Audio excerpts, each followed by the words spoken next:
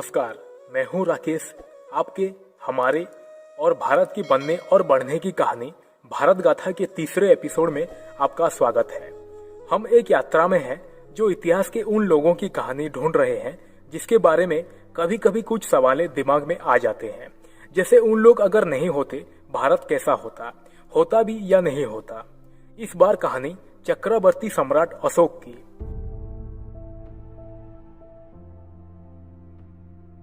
अशोक मौर्य साम्राज्य के तीसरे शासक और बिंदुसार के पुत्र थे।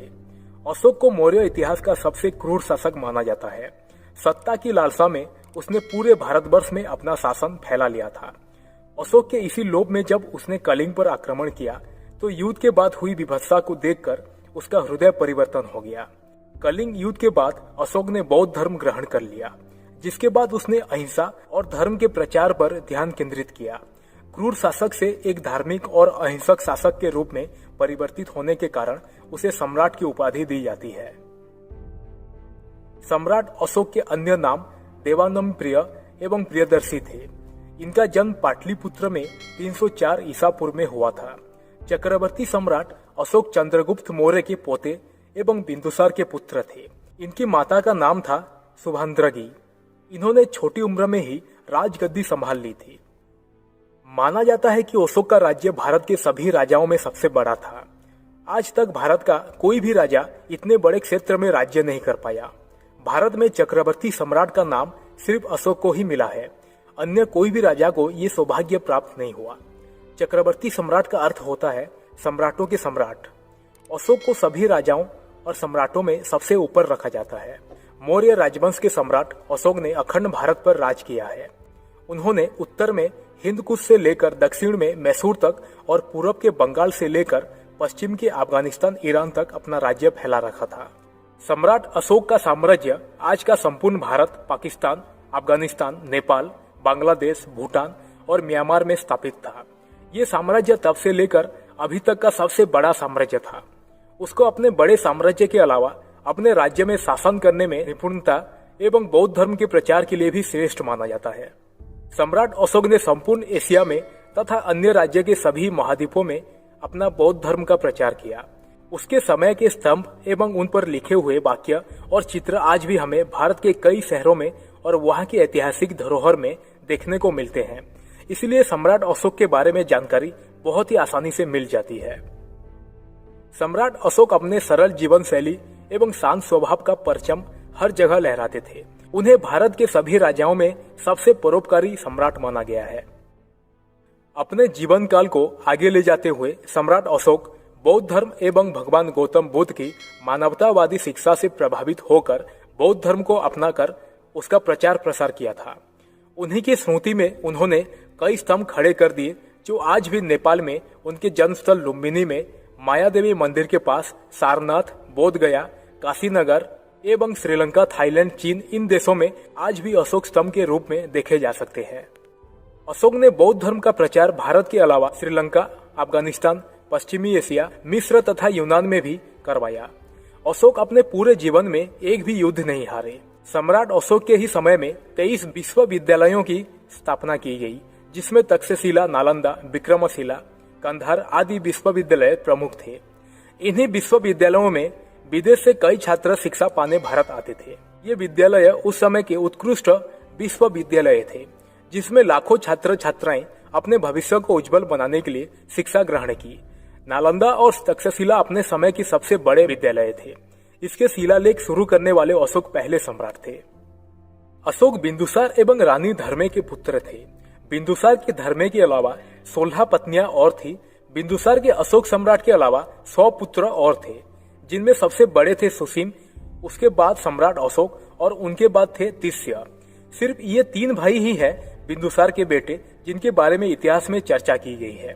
अशोक के सम्राट बनने का कारण था उनकी मां द्वारा देखा गया स्वप्न, जिसके बारे में बिंदुसार को पता चलते ही राजा बिंदुसार ने धर्मा को रानी बनाया और अशोक को कम उम्र में ही सम्राट बनना पड़ा। अशोक के बारे में कहा जाता है कि वह बचपन से सैन्य गतिविधियों में प्रवीण था। 2000 वर्ष के पश्चात सम्राट अशोक का प्रभाव एशिया, मुख्यतः भारतीय उपमहाद्वीपों में देखा जा सकता है। भारत का राष्ट्रीय चिन्ह अशोक स्तंभ और भारतीय राष्ट्रीय ध्वज में अशोक चक्र सम्राट अशोक को ही देखकर संविधान में लाए गए हैं। बौद्ध धर्म के इतिहास में भगवान गौतम बुद्ध के बाद सम्राट अशोक को सर्वोपरि रखा गया है। अशोक का ज्येष्ठ भाई सुसीम उस समय तक्षशिला का सैन्यपाल था।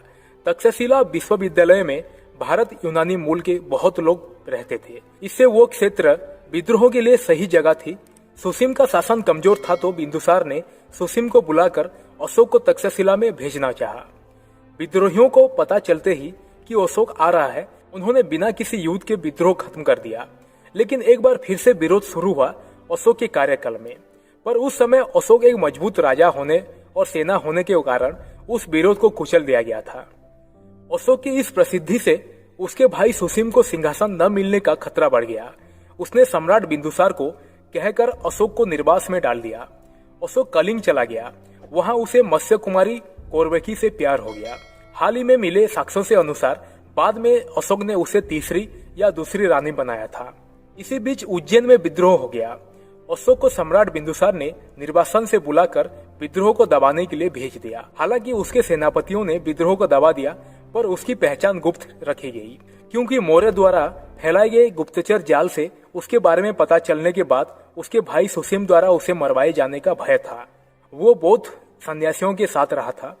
इसी दौरान उसे बौद्ध विधि विधानों द्वारा शिक्षाओं का पता चला था। वहां पर एक सुंदरी जिसका नाम देवी था, उससे अशोक को प्रेम हो गया और अशोक ने उससे विवाह कर लिया। कुछ वर्षों के बाद सुसीम से तंग आ चुके लोगों ने अशोक को राज सिंहासन हथिया लेने के लिए प्रोत्साहित किया, क्योंकि सम्राट बिंदुसार वृद्ध और दुर्बल हो चले थे। जब वो आश्रम में थे तब उनको खबर मिली कि उनकी माँ को उसके सौतेले भाइयों ने मार डाला। तब उन्होंने महल में जाकर अपने सारे सौतेले भाइयों की हत्या कर दी और सम्राट बने। सम्राट अशोक ने अपने कार्यकाल के 7वें वर्ष में ही कलिंग पर हमला कर दिया था। आंतरिक अशांति से निपटने के बाद 231 ईसा पूर्व में उनका विधिवत राज्याभिषेक हुआ। 13वें शिलालेख के अनुसार कलिंग युद्ध में 1,50,000 व्यक्ति बंदी बनाकर निर्वासित कर दिए गए थे। 1 लाख लोगों की हत्या कर दी गई। सम्राट अशोक ने भारी नरसंहार को अपनी आंखों से देखा। इससे द्रवित होकर सम्राट अशोक ने शांति, सामाजिक प्रगति तथा धार्मिक प्रचार किया। बौद्ध धर्म का प्रचार करने सम्राट अशोक अफगानिस्तान, यूनान, श्रीलंका, सीरिया, मिस्र, नेपाल भी गए। लगभग 37 साल अखंड भारत पर शासन करने के बाद उन्होंने अपना सम्राट का पद त्याग दिया और चले गए बौद्ध धर्म का प्रचार करने। 239 ईसा पूर्व में उनकी मृत्यु का होना माना जाता है। उसके कई संतान तथा पत्नियां थीं, पर उनके बारे में अधिक पता नहीं है। उसके पुत्र महेंद्र तथा पुत्री संघमित्रा ने बौद्ध धर्म के प्रचार में योगदान दिया। अशोक की मृत्यु के बाद मौर्य राजवंश लगभग 50 वर्षों तक चला।